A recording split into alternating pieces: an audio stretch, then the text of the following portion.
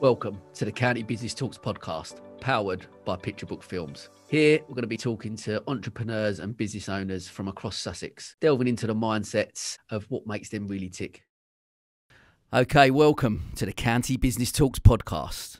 So as we wrapped up Series 1 recently, I wanted to finish with something a little bit different today. So we're doing a County Business Talks podcast takeover. Obviously, for this, I needed some help. So today I will be joined with my good friend and my guest from episode 4 of the podcast, where it's still one of my favourite quotes from the first series: "When the music plays, don't forget to dance." So I welcome my good friend Paul Britton from Britton Time Solicitors. So Paul, we're swapping roles today, I hear. We are swapping roles. This is the Paul Britton Takeover, and it's going to be an absolute privilege, Sam, to put you in the hot seat today and hear about your life story, your journey, and how inspiring you are to people in Brighton. Mate, that's very kind. I'm I think I'm a little bit nervous, if I'm being honest, mate. I'm usually in the other seat. So, well, look, let's do this.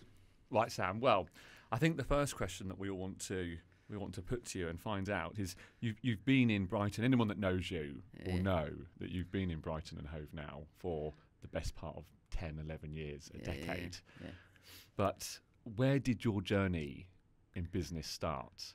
Was it here in Brighton, or was there some other episode, some business genius that started before you came here? Tell us. Oh, right. Where did it start? Well, I get for me, I always ask, when I ask that question about where people's business journey started, I sort of look at mine and I think, I question, where was I inspired from? Where did that come from, that initial thing? And I guess that entrepreneurial spirit, I think, was all. I watched a lot of Only Fools and Horses when I was younger, so for me that was my. Oh God, I'd love to run my own business, but I never. I think I was going to be a footballer when I was younger. That was my thing. I played at a reasonable standard. I had a few trials, and when I didn't become a footballer, I had no clue what I was going to do, and I ended up flowing around different jobs and stuff. And then I finally got into hairdressing when I was 25. Not that all people will leave it now, but I finally got into that, just thinking, I'm going to be a hairdresser. My granddad had run his own hair salon, like barbers, and my uncle was a barber, and I got into this, and I loved the fashion industry, and I thought, right, that's for me. This is going to be my new path. Got into hairdressing and realised that I was actually pretty crap at it, to be honest. And you were 25 when you 25, got into it. So, and where were you in the world? So I was in Essex. I'm born and bred in Essex. I was there for 30 years before I come down here. And then I got into, I went, obviously wanting to become a hairdresser. I went into, obviously, the best hairdresser at the time, Tony and Guy, 400 global salons. And I got into it. At that time, obviously, apprentices went in at a really low wage, and I couldn't afford to go in at that low wage at 28, 25. But I went in, and they ended up giving me an opportunity to work front of house and be a receptionist, and then so I could get a little bit more money and etc. So during the training, wasn't really going that great, didn't enjoy it that much, but I loved being involved in industry. So then for me, I was like, okay, I said to him, look, I'm thinking about doing something else. And at that point, around 25, 26, at that point, I was reading a lot of business books, a little bit about mindset and stuff, and that for me was like, I want to do that. I want to run my own business. And I looked at various different things. I actually got a coffee van at one point, which I was going to do. Is this as well as? This was, yeah. So you had the opportunity at Tony and Guy. Yeah. So, but you were working 2 jobs. Well, yeah, I was pretty much. So I never actually got the coffee van set up, actually up and running. But I went out. Even then, I was like, so when I wasn't working at the salon, I was working on this business plan to set up this thing. I went up on my days off and I worked with this guy up here. He was a Sicilian guy who I met through an uncle, and he ran a little coffee ape van outside Liverpool Street Station. Mr. Coffee, so frothy he was. And I went up there and I worked a couple of days with him, learning how to make coffee. And I was like, oh, this is going to be great. And I remember standing outside stations with a clicker counter, like where I was going to pitch the thing and stuff like that. And I was like, yeah, this is the route. I'm definitely going to do it. I said, and me and a couple of mates had got together, and this was going to be the route. Anyway, didn't end up doing that, and for various different reasons. But being involved in the hairdressing industry, then when I because I loved the industry and I saw these other salons open, I was like, could I get involved in that somehow? And when I said to the owners at the time, look, I don't know if this is for me, I'm not going to do the hair. They was like, look, you've been great front of house, why don't you manage the salon and get involved in that? So I was involved in more the marketing. I actually ended up running that salon, we turned over well over $1 million a year for a salon in Lakeside Shopping Centre. 40 odd staff. It was a big entity, and I ended up managing that for about 5 years. And because of the stuff I learned during that time, the opportunity then come up to take over my own salon. I mean, that's just drilling down on that a little bit. Sometimes that's the point. You had an idea, the coffee van. Yeah. You took a clicker to certain locations to assess footfall. Yeah. So you had an idea, and although that plan didn't come off, what you took from what you had done there was skills and expertise that then you used later to be successful somewhere else. Absolutely. I think it was just in me at that point. I was so driven to run my own business. I couldn't wait to do it. But I think the learning curve for me was, I just wanted to run a business. I didn't really necessarily. I had ideas. I almost bought a property to do up, and I ended up on. You can imagine at that point as well that we was going to buy a property in Stratford for I got a mortgage for 350 grand approved when I was on next to nothing money wise as a receptionist at Tony and Guy. In the good old days where you could self-certify. exactly that. I look back now. Luckily, we didn't obviously go down that route because that was about a year before or a few months before the crash, and we ended up pulling out and not going down that. But again, I said I was just looking at loads of options. I was like, I've got to run my own business. I didn't actually know what business I actually was going to do. There was just loads of different ideas. I was passionate about business and I wanted to get into it. And obviously running a salon and managing it, I helped to increase turnover at the salon, and like the Tony and Guy was actually getting really well, and it was one of the most profitable salons in the country within the group. So we was doing really well. So I was like, well, okay, I can do this. I know what I'm doing. But obviously I wasn't a hairdresser, and there's 400 salons globally. Within Tony and Guy and Essentials, and there's obviously a reason that I was actually become the only franchisee that wasn't a hairdresser, because I learned, I really felt I could come down and make a difference down here, and I loved Brighton. My uncle lived here anyway, so I'd come down and visit, and 2010 I ended up taking it over, and 3 years I ran it for, and I commuted for 2 years before we moved down on a motorbike 7 days a week. You commuted from Essex round the M25, down the M23. Yeah, 7 days, 140 mile round trip, 7 days a week. Yeah, fast on a motorbike. But also not particularly comfortable. No, especially and a tad cold during the winter. Yeah, I was going to say, like, come rain or shine. Yeah, mate, it was tough. That was a tough. I look back now when I drive back, because obviously friends and family are still in Essex, and I drive back now, and. I say to me, how the hell did I do this every day? But it was a couple of days. Like, so my uncle lived here, so I did. It would be a Thursday night. We'd be open till 8 o'clock. So I'd stay at my uncle's, and then I was back in the salon at 9. But just to break up the week a bit. But other than that, I was there every day, and it was a tough period. I look back, but for me again, it's just that was the mindset side. It was just the. You just did it. I just did it because that was part of the journey of running that salon. For me to get there, I had to, and I was never really an adrenaline junkie. Like, I was never into motorbikes. What's the most economical way to do it? And that was it. So I learned to ride a bike before. The funniest thing, if you could have seen my face behind the helmet of them first few journeys, I was like, oh, please just get me there safely. I was like, I can't believe people do this for fun. But obviously I got used to it, and I ended up loving riding a bike, and I sort of miss it really now. But it was at that point, it was just, that was a tough thing. But I'll come down and look, people know, I've mentioned the story a few times, but I run that salon, and I learned, it was such a tough gig, because obviously being a non-hairdresser, we've talked about culture, and that's why I always talk about it on the podcast, because for me, I got it wrong there. I went in with a preconception of what I thought a business leader should be. An iron fist, maybe. Yeah, I did. I learned from the people who were managing the salon before. They were quite strict, and they sort of led a bit by fear. And I felt like that narrative of, I can't be.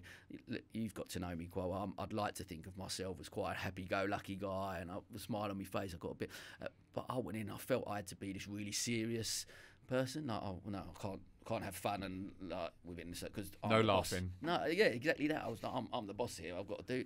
I'm like, it just I got it wrong. I got it wrong. It was a massive learning curve for me, and it didn't work out. You know, I ended up. It was a tough thing. I had to close that in 2000. I remember closing it down in 2000. I'd moved out in 2012 after the commute, and we'd moved out, and I was here for a year.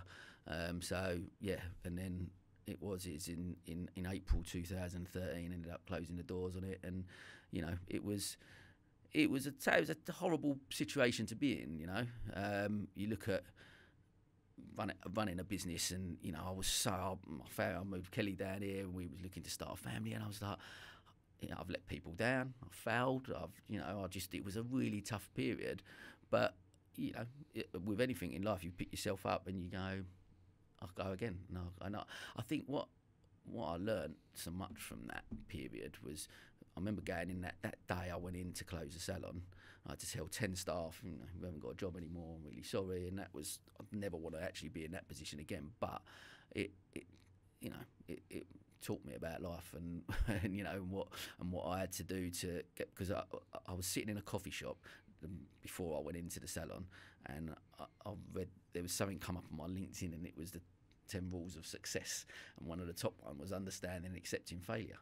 And that for me was, and I just thought, you know what, the one thing I could say is that when I walked out of that salon, I knew with my hand on my heart I couldn't have done any more than what I had. I grafted, and I was there every single day. I hardly ever had a break, and I'd done everything I could to make that salon work, and it didn't. It's always important that we recognise our failures because they are empowering, and that's what leads us on to other things.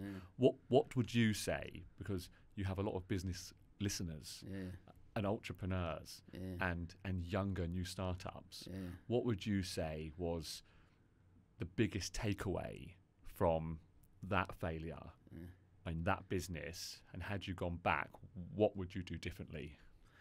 Really good question. Definitely culture. I think and to more so be as a leader. And again, I'm still learning, and hence the podcast. I love asking the question about what traits people have as leaders. I think for me, you've got to be yourself ultimately, because you can't. You've got to do it day in, day out. So if you're putting on an act for someone else, it's just never going to work. So I think, for me, a big takeaway from there was culture. Trying to get a culture to build or grow a company or do culture is such a key, and the people, surrounding yourself with good people, but being able to inspire them and want them to be part of something. I think that was. Like I said, that was something I look back at and think, I just got it wrong. I went in with the wrong idea about that. What did it result in? Did it result in high staff turnover? Were people not happy? Were they moody with customers? So essentially you weren't making enough sales or repeat sales? Yeah, I think there was a mixture. So I had staff like within the hairdressing industry anyway, there's quite a high staff turnover. People do, and then obviously you've got the whole thing with social media then at the time, so you couldn't really people would go, and half of their clients would go with them. And there's a younger generation there of and they're out partying a lot, and they won't come into the salon.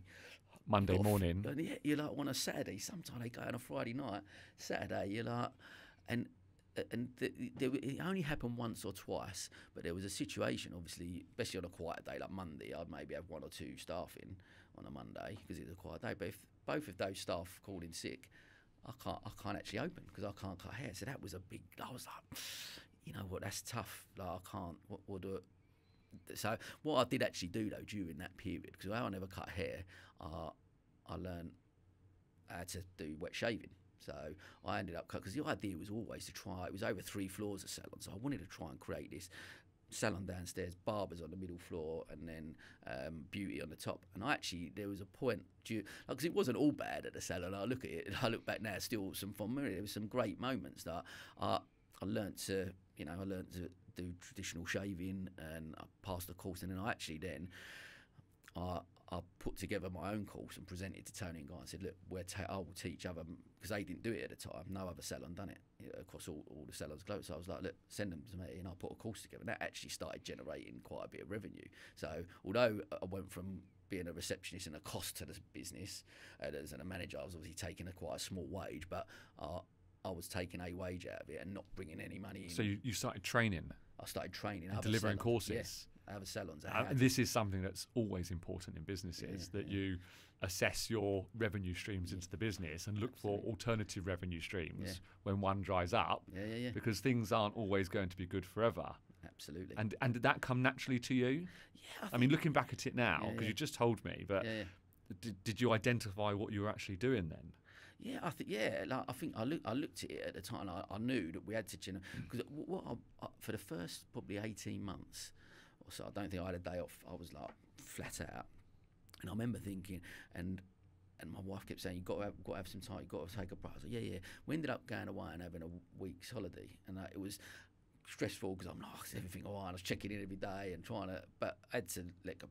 And I did for a little while. I did let go, and what I realised at that time was that's when I come up with the idea for the Shave Academy. I was like, I could set up this academy, and it actually taking a bit of time out of it. So you say about learning that.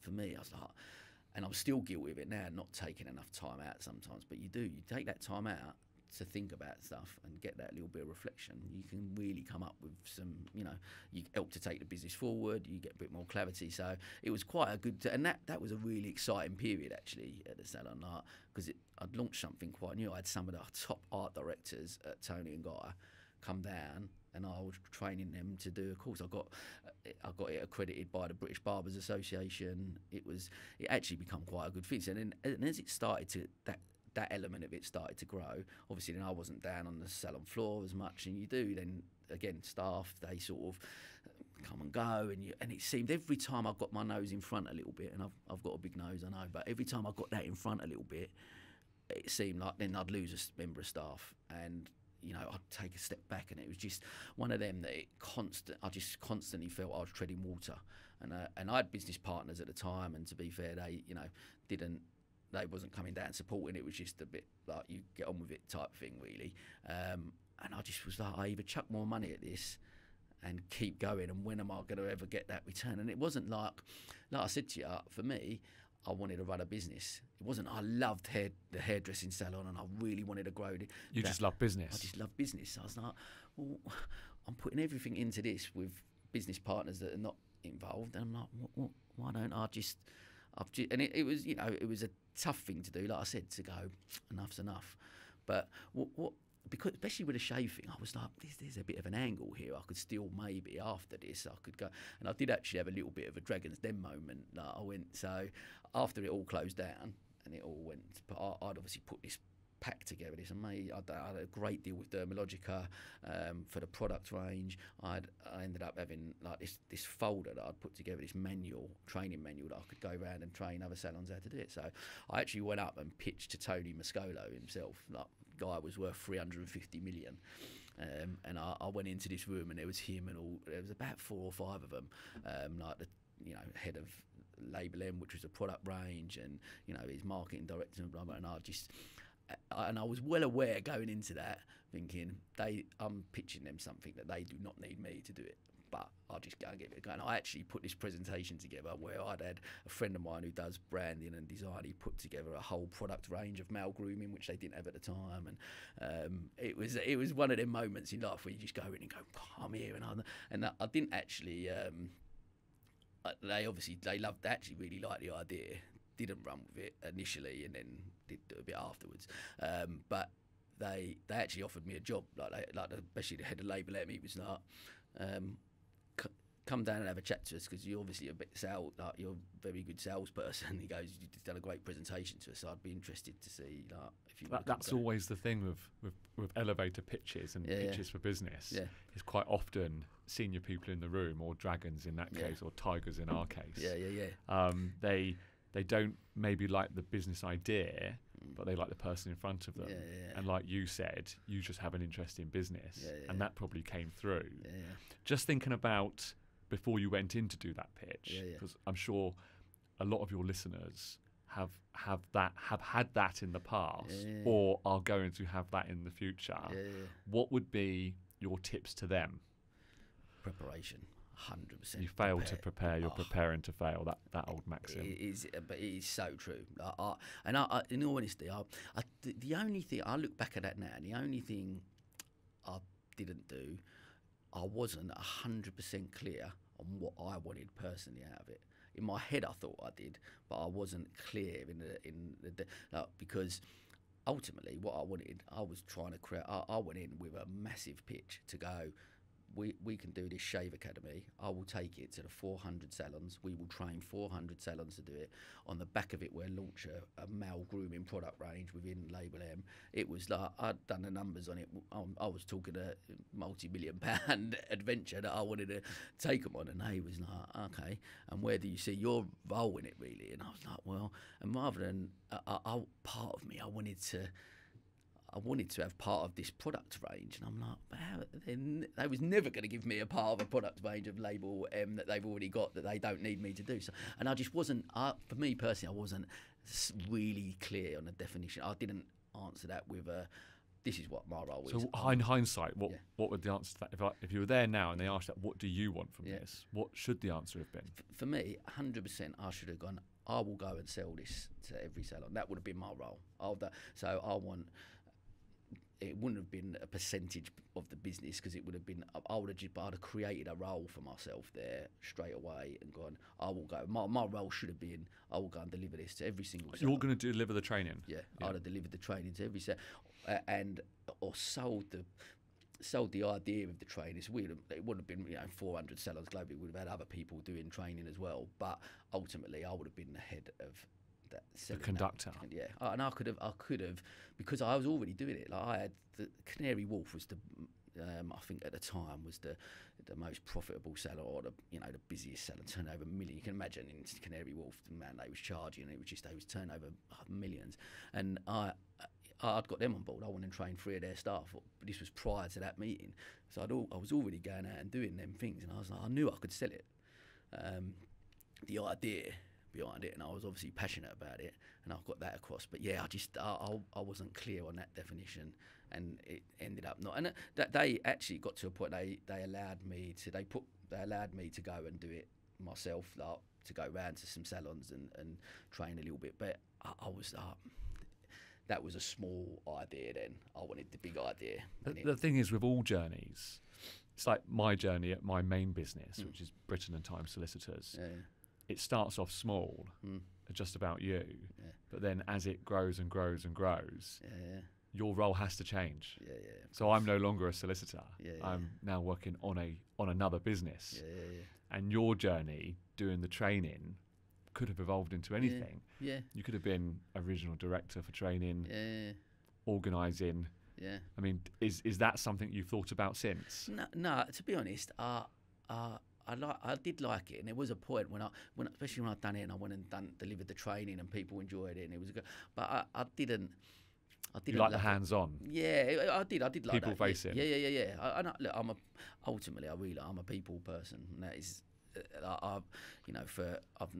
failed my A levels. I've not got okay GCSEs. I've not got the greatest education in the world, but I am a people person. I think if people ask what you're good at, I'd like to think I'm good at building relationships, and that has, I guess, helped shape different roles and stuff I've done over the last 10 years. Because when I shut the salon in 2013, and I remember saying to my wife at the time, this is what I love obviously about, and why I don't think I'd ever live anywhere else other than here, just because at that time, because I wasn't cutting hair during that 3-year period, I was out networking even then. So I started to build a bit of a network there. I met some amazing people at the time, Andy Parsons, Gary Peters, people like that, who quite influential within the business community, and just open their, would help me. Opens doors. Yeah, open doors. And opportunity. I mean, you used the word very early on, and a lot of business is about opportunity, the big O word. Yeah, absolutely. And I remember closing the salon, and my wife going, what we're going to do? We're going, like, obviously no income. I'd lost a lot of money on it as well. We had to sell a property in Essex. So, financially it was not great. didn't have any income from that night, and she's a solicitor herself, so she had obviously a stable job. Didn't have kids at the time, so there's a little bit of leeway. But yeah, and all friends and stuff were going, "Are you coming back to Essex?" I said, "No chance." I said, "No, I'm not coming back." I said to them all, I said, "Give me 6 weeks."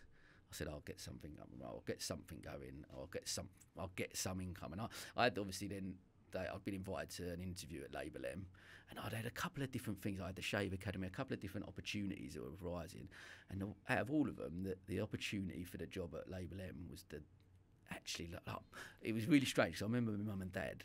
I told them about I've got all these opportunities and these different ideas, and my dad was the only one they was really like, "Oh, how have you got on with that interview? How did you get with that job?" And I was like, out of all of them, that is the one I don't want. I didn't want to, not that I'm unemployable, but because I've always said I'm a grafter, I'll go and work at it. If I needed to earn money, you go and do it. And I remember saying to Kelly, "Look, if I need to get the job, I will get that job. It doesn't matter." But I was just, I guess, self-belief, confidence that I would be able to get something going and generate an income. What did you get going? Well, I was a friend of mine at the time who was a solicitor. He helped me with the closing the salon with some advice and stuff, and he had a side business that he'd run called Firmballs. So and I'd played in Firmballs a bit. It was 5-a-side football, networking through sport, and I'd played a couple of times because I loved football. And he was like, "Look, I've run a couple of leagues in and around Brighton and Eastbourne and across Sussex. What do you think of it? Like, come on, I think it's got some legs. Do you want to come on board?" And I'm like, "Yeah, that's for me." And we'd sort of, I said, networking, football, and a business. What's not to love? Ticking all the boxes. For me, 100. I was like, this is gold for me. Like, of course, I'd love to. It was not making a huge amount of money to pay me a decent enough. But at the time, I was like, look, I don't need a lot of money. I said, but what I'd said to him is, ultimately, I don't want to come on board as a job. I want to have part of the business, and if you want me to come on board, let's do it like this. And I'll have a part of the business. Won't take a huge wage, but I'll grow it and make it. And that was the agreement. That's what we did. So, and that was for the next. I've been running that for best part of nearly 10 years now. And it was brilliant. We grew quite rapidly. I looked at the business and we had a few leagues in the summer. I was like, right, we've got to run it obviously all year round. So we grew to 20 sort of football venues across the country. We had leagues in Manchester, we got leagues in London, and it's brilliant. It's great fun. It was a lovely business. And obviously, when I was at the salon, things I'd taken from there. So I'd done a lot of stuff with Albion in the community, and I used to have. I got all the first team when I was at the salon. We just moved to the Amex. All these high-profile players all coming in the salon, and I remember, like, for Twitter and stuff like social media, it was great having that sort of thing. And then, so I utilised them so that I had, like, Gordon Greer, the captain of Brighton at the time, wearing a "I Love Firmballs" T-shirt and getting it was great it for was socials. Great. Yeah, it was brilliant. It was and just the name Firmballs. Where did that come from? So Hamid's brother actually come up with the idea. He just said they were sitting there talking about ideas, and I remember him saying he just walked past and went Firmballs, and it just tied in really well. So it was. And it's been great, and it's evolved. I do golf now, and I ended up buying Hamid out about, it must have been 4 years ago now. So I was off Firmballs. Off Firmballs, yeah. So I bought out, so I'm 100% owner now. Yeah. Because he was always in the background. He was never involved really in the business, and it was me, and I'd grown it to something that was doing okay. It was a nice little business, and we got to a point where I ended up buying him out, we're still good friends now. We still speak and stuff, so which is cool. But yeah, I managed to grow that, and it's been good. And like I say, now I've got. We've got golf and we've got Paul as well, which is linked to it. So and this nice little business. It's always nice to have 100% of your business. When young startups come to me and say, "Paul, what's your biggest tip?" It's if you can do it on your own, do it on your own. Don't. Sometimes there's comfort in numbers. So people want you to come. They will give you. Quite often I'm offered interest shares in a business, and I'll say, no, just try and do it on your own, because you don't really need me. I mean, it's part of the journey, isn't it? Yeah. So running Firmballs alongside, so that the salon's gone, you're doing the Firmballs. So since then, what else has been? So then, I guess then 4 years ago, so I'd got Firmballs to a good stage. This was when Harmed was still involved. I got Firmballs to quite a nice stage, but I was like, I was hungry to do more. I felt like I could do more. I wanted, for me personally, I was like, how big can I grow Firmballs? Is it something? You weren't busy enough. Well, I guess. You weren't commuting on your motorbike anymore. You weren't suffering. So it's 24 hours in a day. I'm like, I can do. So anyway, but someone approached me with. So Lee, my business partner in SBT, he approached me. He said, "Look, I've got Sussex Business Times. We've been running, and it's been going since 1975. He'd been running it for 20 odd years, and he was like, look, I've got this idea for creating a business club on the back of SBT, and we've got a huge readership and respected name." I said, he goes, I think we can turn publishing a bit on its head and create this members organisation that's packed with loads of great insights and stuff, and just help to bring the business community together. And for me, I've been so welcomed into the Sussex business community. Like I said, the people have become very, very close friends as well as business colleagues or whatever, but have really supported and helped me, whatever that looked like. Because over that period, even through Firmballs, I did actually get involved in another business called 11's 11, which was a T-shirt company where we printed. A friend of mine, again, he owned it, and he was like, look, do you want to come on board and help me out? And I was like, yeah. And I loved it. Again, it was just linked to it. And we ended up, he just done some stuff online, and I ended up getting into, I'd done a pitch to the guys at the Amex, and we ended up getting the T-shirts into the Brighton shop. We sold a load of T-shirts in there. That was a great experience. But yeah, so I was just always looking at these different things. I think, like I said earlier, I think for me, life's an opportunity, and I want to grab it with both hands and go out. And when it comes naturally, it's quite hard to say no sometimes. Yeah. Any idea? I mean, just T-shirts. Yeah. Just gets you excited. Yeah. But you also have to think about the other things you're doing and sit down and ask yourself. One of the things you said earlier that was interesting is when you took time out, you still thought about your business. Yeah. So it must just come so naturally to you, Sam. Yeah, I guess I do. You're taking time out, and you're still thinking. Yeah. The time out, you use it to think about new idea. What can I do better when I go back to work next week? But I guess it's the same, isn't it? I guess I've had a couple of interviews sort of this week. I've spoke to people on a podcast or I've been to meetings and stuff, and guys who are really successful have sold business and made loads of money, but I've never been in that position, that financial security. Never had not that. Yet. So, not yet. We're on the path, but for me, it wasn't that that they've done that and they've got to that point where, but they're still thinking of different ideas. They still want to get involved in stuff because.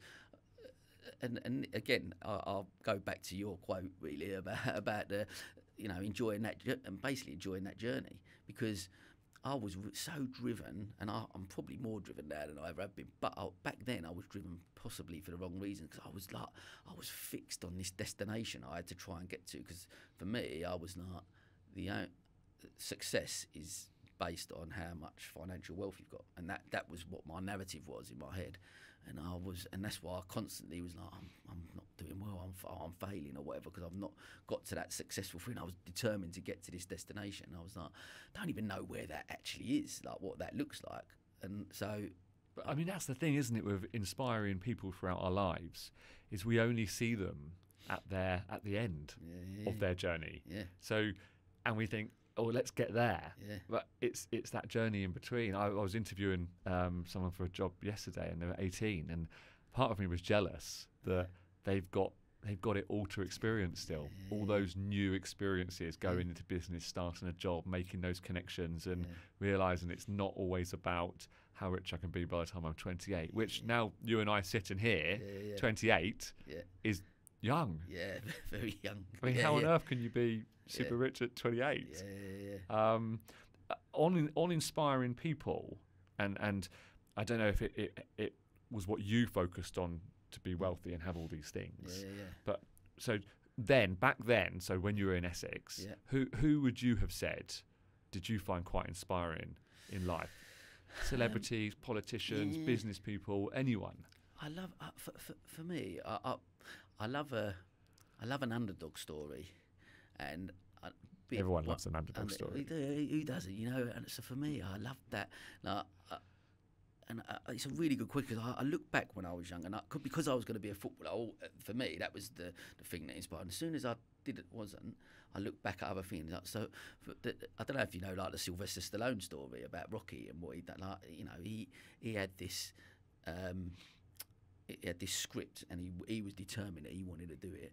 And he literally was almost homeless, had to sell his dog, and he got to a point where, and he was offered $100,000 for Rocky at the time or something like that, and it's back in the 70s, but £100,000 is like being offered millions now. Exactly. Yeah. So, and he was offered that, but they said that he couldn't play the lead role, and he turned it down. So he's had to sell his dog. He's almost homeless. Down on his luck. He's down on his luck, and he's turned down because of that self-belief that you can go, I believe in myself so much and believe in this, what I'm doing, and well, look at the Rocky what he franchise. went on to do. Yeah, you know. Yeah. And so for me, stuff like that was a massive. I remember looking at that and thinking, well, that's just a huge inspiration. That type of person would have been someone. But so the takeaway from that is always believe in yourself. Don't sell yourself short. 100%. There are better days are ahead, and there's going to be other opportunities. Yeah. And fast forward to now. Yeah. Who now, in the world of today, do you think, when you speak, I'm really inspired? A person who inspired me to do the podcast, actually, I follow quite a lot and listen to Stephen Bartlett. I think he's brilliant. I've read his book. Listen to him. I think he's really inspiring. I love the guys, what they've done at a high performance podcast and the conversations that they have and they create. And I think them type of people have been really. I listen to that mindset and, you know, that high performance, that achieving what you can do, that belief in yourself, and the message that they sort of try and portray is something I find inspiring. And for me, I'm really fortunate. There's that people within like that celebrity sort of, I guess, if you want to say it, that sort of arena. But I'm you know, I've just recorded 18 episodes of a podcast with people who I would class as really inspirational, yourself included, obviously. You know, thank you. Hush in now. Yeah, but it has. I'm surrounded by people within the Sussex business community who are doing it day in, day out in the journey, you know, on the journey I'm on, but at different levels. Some, you know, Michael Gietzen, who come on 100 million turnover with what he's achieved in identity. I've seen that grow over the last 10 years, you know, and, you know, like you say yourself, with the last couple of years, the rapid growth of Britton Time in such a short space. Like, you know, Gav Willis, who at Search 7, who does so much for sort of charities, and he raised 77 grand last year. So I'm surrounded as well within the business community by people that inspire me, and I'm not, you know, and feel very humbled and fortunate to be part of that community. Do you realise now that, and quite often with entrepreneurs like you don't realise that you're actually now quite inspiring? It's kind of so. I don't actually. I guess there's that. Well, just the story you've told today, and we've talked a lot about business, but there is also another part to you which you haven't touched on yet, and quite often you might not realise, but it's also your generosity and your giving, because you're involved in charity as well, and you're a trustee, as well as doing these other things. You found time also to give back. Do you want to tell us a little bit? Touch on that a little bit. It's more of an emotional side of it, and a social responsibility. It's great that your personality is business, but you've also found time, which I think is inspiring in itself. So, do you want to tell us a bit about that? Yeah, definitely. I think that the trustee thing at Rocking Horse is probably, you know, I look over the. So for those that don't know what Rocking Horse is, Rocking Horse Children's Charity. So Rocking Horse Children's Charity help young children in Sussex. It's an amazing charity, and it's very personal to me, purely on the basis, you know, my twins are you know, they'll be 7 in May. When they were born, Sienna come out first and was fine, you know, and then Luca unfortunately had the cord wrapped around his neck. He was in intensive care for a few weeks, and it was and they, you know, still every time I must tell this story a million times. Every time I'll go Get through choked. it does. It's one of them. But I'll tell it for you. yeah, please do. No, Everyone's heard it once or I twice. don't want to hear it from me. But and they basically saved his life. So and I remember the day coming out of there and of the Trevor Mann baby unit, and we took him home to see his sister, and it was just, and we was one of the lucky ones. He survived, and he's not got any issues from that. At the time, they was talking about brain damage, cerebral palsy, learning difficulties, everything sort of in between, and he was given the all clear after the first year, and he's not had any issues, and it's been amazing. And we was one of the lucky ones. So I remember coming out and going, I want to do as much as I can for Rocking Horse, and I've done running golf days and raised probably 10, 15 grand over the last few years. But wanted to do more. And when they approached me and said about becoming a trustee, I just probably a really proud moment and very amazed by it. I feel like I'm able to now get involved even more and give something back to them, because it is important. I think any business really, and like you said about inspiration, like people like Gav Willis who do so much again for charities and stuff, and it's so important for us as business leaders to be able to do that, isn't it? Like to give a little bit back. I think we're all busy, we've all got stuff on, but we can. As soon as they're in a position to do so, Yeah. Sometimes I think startups, they want to do it very early on, but if they focus on the business first, they'll get themselves into a nice strong position in the first 3 or 4 years, where they can really then start to help charities. Yeah. But I always say, look, the primary focus to start with is just get your business going, get some money and get some clients, and you'll then really be able to do special things for the community and charity. Yeah. When there's more in the bank. Now, something that people probably don't know about you, who don't know you so well, is your love of family. I mean, clearly from the Rocking Horse, and cooking. Yes. How did the cooking? Tell us about that. So where did I start? So it's family. I'm half Greek Cypriot, so I've been brought up around the whole Mediterranean sort of culture, and Greek Cypriot culture is all around. I grew up, we sat at a table every single night eating lovely food that my mum prepared, all Greek Cypriot stuff, and we go around my nan's, and there's hundreds, whatever time you walked in my nan's, it wouldn't matter.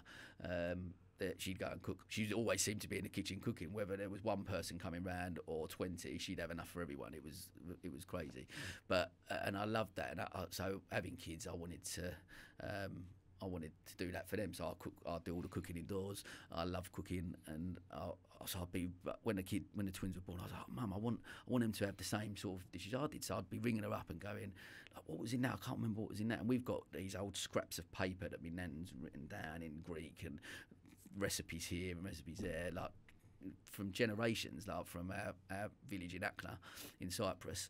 And I was like, and my mum was like, we've got all these things written. I said, look, she went, we should really do a book. And I was like, let's do it then. Let's put a cookbook together. And she's like, okay. Like, my mum's in her 70s now, but she's passionate about it. Okay, let's do it. And my uncle lives around the corner, like I said, in Saltdean with me.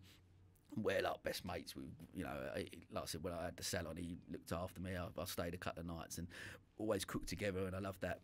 So for me, it's a real passion. I was like, let's do this thing. Let's put this cook. So set up a website. I was like, got some images done, etc. And then a friend of mine who I used to go to school with contacted me. He said, look, I know you love your cooking. There's a Channel 4 TV show coming on called Cooking Up a Fortune. Do you want to go on it? And I looked at it, and it was about, you had to go in pairs and cook for 50 people in like a food hall type thing, and whoever made the most profit, you had £100 budget, whoever made the most profit. And I was like, this is brilliant. I said, I love it. I'm definitely going to go on, just not with you. I said, so I'm going to go on with my uncle. And he was like, oh, well, okay. So he ended up going, but me and my uncle, so I said to my uncle, let's do this. And we ended up doing this audition and got on this Channel 4 TV show, like, whatever it was, 3 years ago or whatever. And it was just brilliant. Like, it's just one of the most brilliant experiences.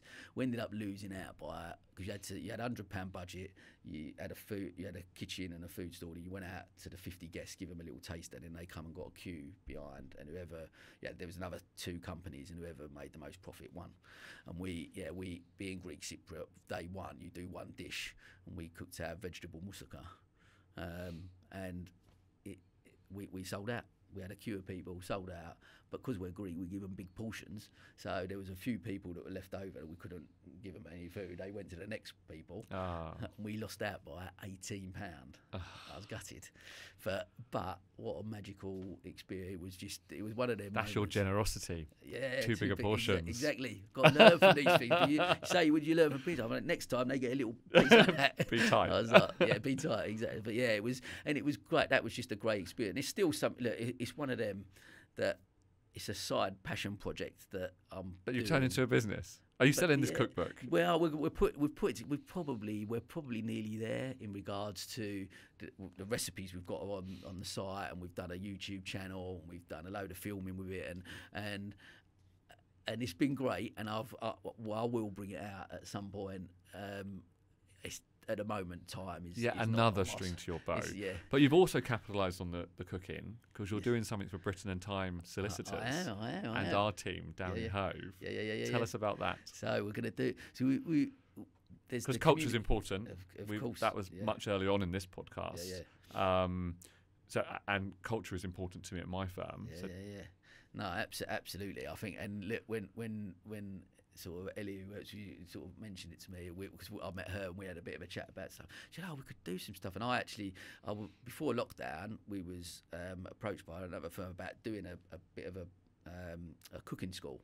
And so we'd already been down to the community kitchen in Brighton, and looked at how it would work. We'd done a bit of a trial with me and my uncle with their staff there, and they was like, and we was looking at maybe setting up a regular sort of Greek cooking. Anyway, when Ellie, I mentioned this to her, she was like, we'd love to do it with you guys. So we've got a real treat for you coming up. It's gonna be good fun. So we're gonna teach you how to cook some of our traditional Greek dishes. And all of our team are really looking forward to it. It'll be good fun. We'll have some fun. It's been a tough few years. How much longer have we got? We're fine, mate. We're fine. So it's been a tough few years with the lockdowns. But we're both still here. Is any takeaways you want to tell us from the March 2020 lockdown, when Boris appeared on all of our TVs and told us to only go to work if we had to and stay at home? God, where'd you start? This is a whole other podcast. But yeah, look, it's for me. So at the time, obviously, Firmballs completely stopped. Couldn't do any events. So the good thing with Firmballs is it's an agile business. So I outsource. But I outsource everything. Okay. So for me, I only pay for the venues when I'm there, etc. So it was one of them that zero income to the business, but zero outgoings as well. So it almost just stabilised. So that was quite. So that was okay. So that was, not great personally for me financially, but you go, okay, the business survives, we're okay. And then obviously we decided we launched County Business Clubs bang in the middle of the first lockdown, but probably in hindsight wasn't a terrible time to launch it, because what we was offering was a platform and a community to let people to shout about what they're up to and how we can support people. And that's what. Had you planned to launch it then already? Yes, it was always the plan to launch. Just stuck to the plan, and we just went, right, do we pull this and not start, or do we just go, look, let's just put it out there and we knew that we could offer something with. We've got a magazine and a business publication that we stopped printing at the time, just went digital, so we could keep costs down. But I just put things out to people and said, look, how can I help? How can we support you as a business, and what can we do? And hopefully that helps, and we managed to grow a community quite quickly within County Business Clubs. People come, because we wasn't charging, we just said come in, get involved. We wanted feedback, and that helped to shape and mould what it's sort of become now, which has been invaluable really. So obviously the official launch was finally, like, as you sort of know, back in November last year, and I think the main thing for me, looking back over community collaboration, has been a massive thing, I think, over the learning over the last 18, 24 months out. And launching in the lockdown was probably the right thing to do. What some entrepreneurs get stuck up on is now's not a good time. Now's not a good time. Now's not a good time. Well, when is there going to be a good time? Sometimes you just got to get on with these things. Absolutely. I think, again, back to like doing the podcast, what some key things I've taken away from the 18 episodes. Exactly that amount of people and traits of people have said to me on here, just do it. The question is, what advice would you give an entrepreneur about just starting it? Just do it. Yeah, stop talking about it. Yeah. And why don't you just do it? Yeah. And that's it. What's the? I'm still a believer. It's that fear of failure is what stops so many people. And I think after the learning from the salon, taking that out of it, I've got even less of a fear of failure now. I'm okay with it. I've accepted that part of my journey is going to be. I'm sure I'll fail more and along the way now, but I'm okay with it because it's just part of that journey and what that looks like. If you can do well in the lockdowns, I mean, when the first lockdown kicked in, I had a meeting with the people that I had, and it was, well, we've got to pull back our marketing, and I said no, we need to triple our marketing. Amazing. Because whatever business is out there, we've got to have it. Because it's going to be tough. So we trebled our marketing budget straight away in the March, and that's why we've gone from 3 of us, or just me in the January, to 27 employees now. Wow. But I mean, a lot of it comes from networking. Now you're very good at networking. I say that because people in glass houses shouldn't throw stones, because I'm out there a lot as well, and we tend to be at the same sort of thing. Sure. What can you say about networking? Maybe its importance, why you do it, why you think it's important. Look, networking is one of them things that ultimately I see networking as building relationships, and that is it. I think some people maybe go into it with networking and think to themselves, I've got to go in to get business. I've got to get business from this. If I'm not getting business, what? But if you're going in with that approach, what am I getting out of it?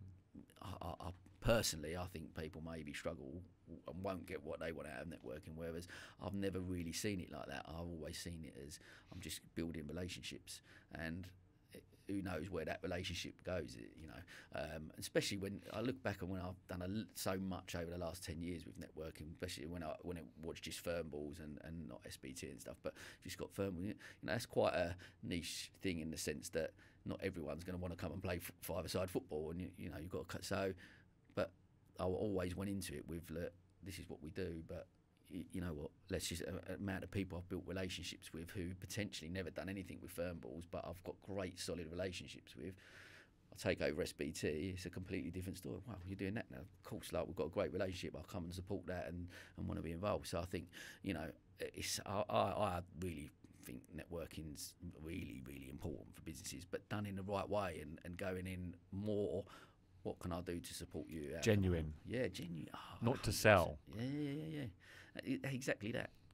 Just be yourself, be genuine, authentic, and make those connections. I mean, sometimes when I'm out networking, people will come up to me with a list of attendees, and they say, "Have you seen the X's here?" And I say, "I've not even looked at it.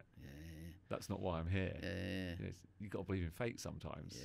You'll bump into those people. And you get that word of mouth, and I think it's powerful. Well, I think that. I mean, you think me and you met at the Best of British. We'll give Ryan a little plug. Look, with Ryan Hill at the Best of British, best events in all of Brighton and London and the South East. He'll love that. Thank you, Ryan. But we met there, and you have a chat and become good friends. And you invite me down to the to the office, and amazing office, by the way. I love the chairs. But you love the chairs. I love the chairs. Out of everything at my office, you love the chairs. I love the chairs, mate. I love the chair. I'm a sucker for a nice chair. But that's it. And that's it. And that's where then a relationship builds, and that's where not only friendship, but business comes as well. And by building those relationships, and I think that's a key thing. It was interesting actually. Just touching on network. I'd be interested to see. I know this is I'm in the hot seat, but I just there was something that Stephen Bartlett, a guy I said who obviously inspires me, he mentioned about he put something out the other day about networking. Not great. He said he doesn't network. He said he doesn't think it's of any importance. He think there's lots of other ways that you can actually do stuff like podcasts and I must admit that I disagreed with him because I thought, well, I've got so much from what has come from networking for me personally, but you do look at other areas. I have the amount of people I've managed to sit like by doing the podcast. I've sat in front of some amazing people and built great relationships here in this room and doing it. So there are other avenues to doing it, but I'm a fan of networking. I think it's so important for business. I mean, you said it yourself, and we touched on it earlier, alternative revenue streams into a business. Absolutely. And marketing. Yeah. And to say, I don't know what Steve Bartlett said exactly, I haven't seen it, but to say I don't do it, well, all you're saying is I don't pursue that revenue stream into my business, and therefore I'm not getting that business. But maybe he feels he's getting enough elsewhere, which is fine, but he could be getting more. And what does more look like? More looks like more opportunity. More looks like more opportunity for the people you employ. More jobs in a good working environment with good culture. Opportunity, it just all comes to that. So by saying I'm not going to do a certain marketing avenue, I think you're suffocating yourself a little bit. I think there's definitely I totally agree. I'll keep going back to opportunity and that word we mentioned a few times, but you know, you go in a room of people, there's opportunities there. You don't know who you're going to meet, when you're going to meet, and there's opportunities. Google's great, don't get me wrong, but it's faceless. And people still buy from people, don't they? They're always going to buy from people, which kind of brings me on to my next question around networking. Zoom, Teams, online, or face-to-face? Face-to-face, 100% for me. And why? Just I realised the value of Zoom over the last. It's saved many businesses. Kept us going. 100%. Seeing other people, it's been brilliant, and you know, you got people like Brad at Network My Club with Remo, which is another great platform, and he really embraced that online, and I think they've done it in a great way. But I was thinking about Bradley. I mean, he's sports venues, isn't he? Networking, and when they shut those down, he could have said. I mean, he's another great example, really. Brilliant. He didn't say, oh, okay, well, throw the towel in and I'll stop. Instantly innovated and went straight online and made a success of it. We're no longer at the sports venues, but I can still bring new people together while you're locked up in your house. He was the first guest on episode 1 of the podcast, and we talked about that.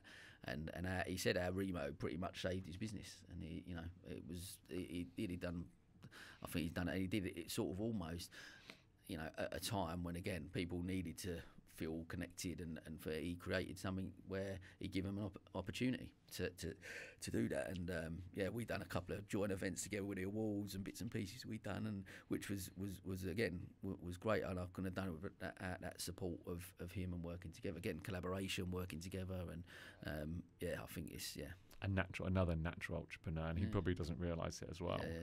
A bit younger than us though as well, isn't he? Is he? Done it. Maybe younger than you.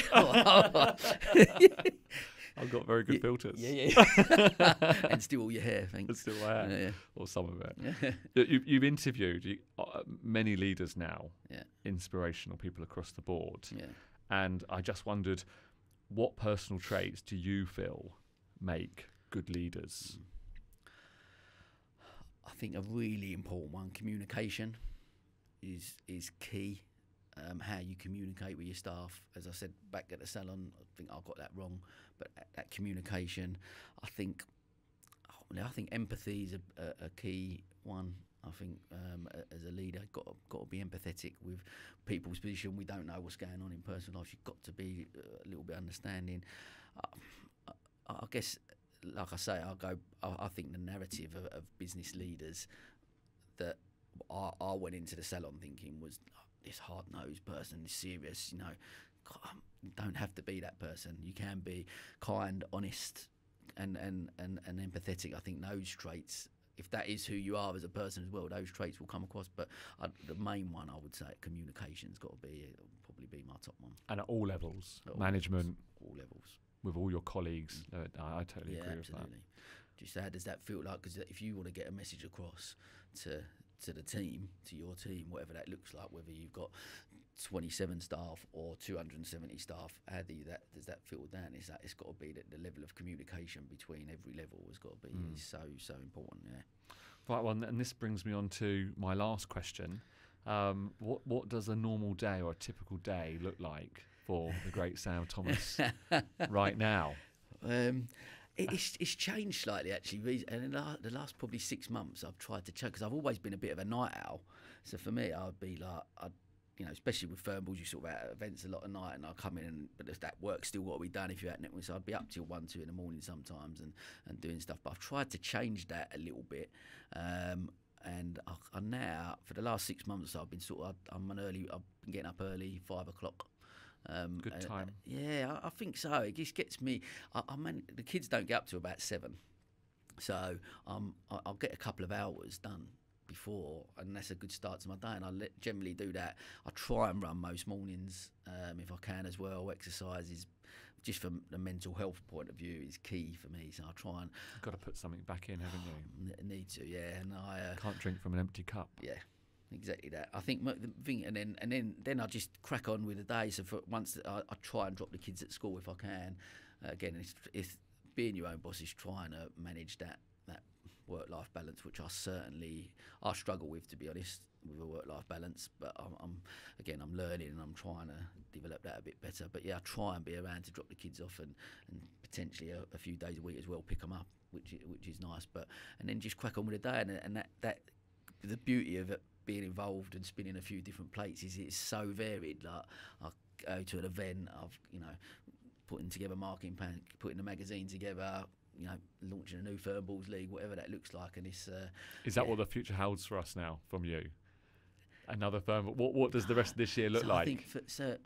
I think for me, look into the future. For me personally, Firmballs, as much as I love that business, I'm trying a challenge is, because County Business Clubs has grown to what it is, and I'm full on with that really. And Firmballs I've been able to maintain and manage because I've done it for so long. But you don't want that to slip completely. So I'm trying to get to a point where I'm looking at potentially taking on an MD for Firmballs to actually run it, and hopefully have the impact that potentially I did when I first come on, and have that hunger to take it to that next level. Because just purely on a time basis, I haven't got the ability to take it, I don't think, much further, if I'm being on a personal thing. And my focus is very much with County Business Clubs and SBT, and trying to progress that, grow that community, and hopefully, we've got some big plans for County Business Clubs and take it, love to take it national and to different counties. But we've got to get it right in Sussex, and I think we're on the right path. Had a great start to the year with, some amazing partnerships that we've launched, and collaborations, Sussex Chamber, Best of British, etc. And yeah, we hopefully we're doing the right things, and we can capitalise on that exposure and keep growing that. And yeah. Well, Sam, I think you're definitely doing the right things. And just being here and speaking to you today and interviewing you and the role reversal, it's just been a great experience. So thank you for that. And I think maybe you want to finish up now with your listeners. I will, because they are your listeners.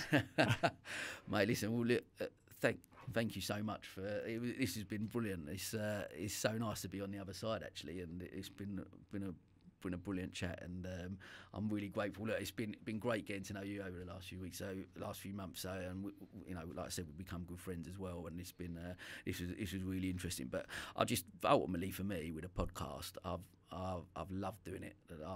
These 18 episodes have been brilliant. I've already recorded the first few for the series 2.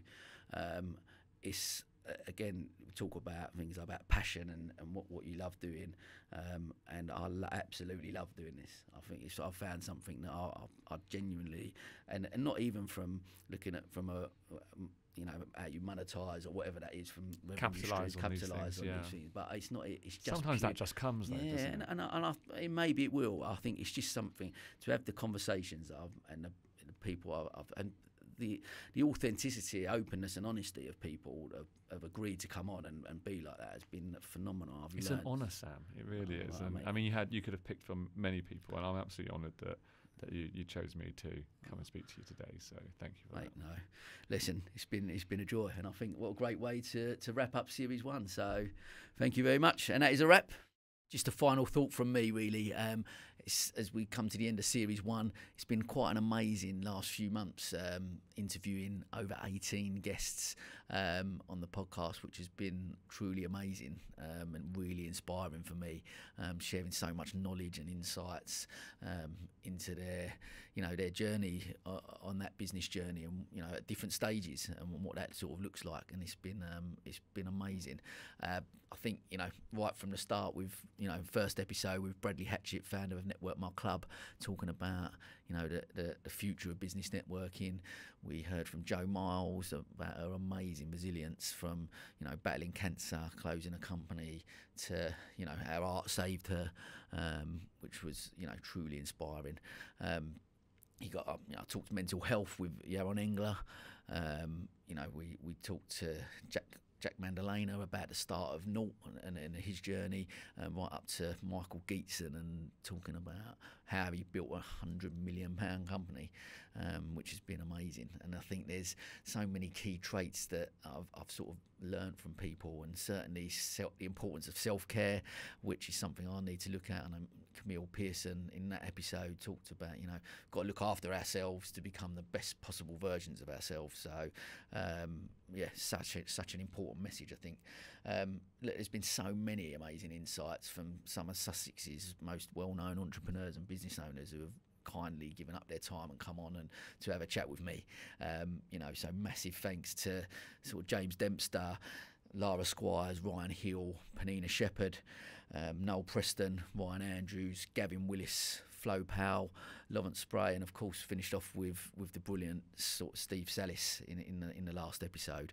It has really been eye-opening and an education for me, as much as a bit of therapy probably. And there's just some key themes and traits that nearly all of the business owners and entrepreneurs I interviewed sort of had, like that, ultimately that resilience, that self-belief,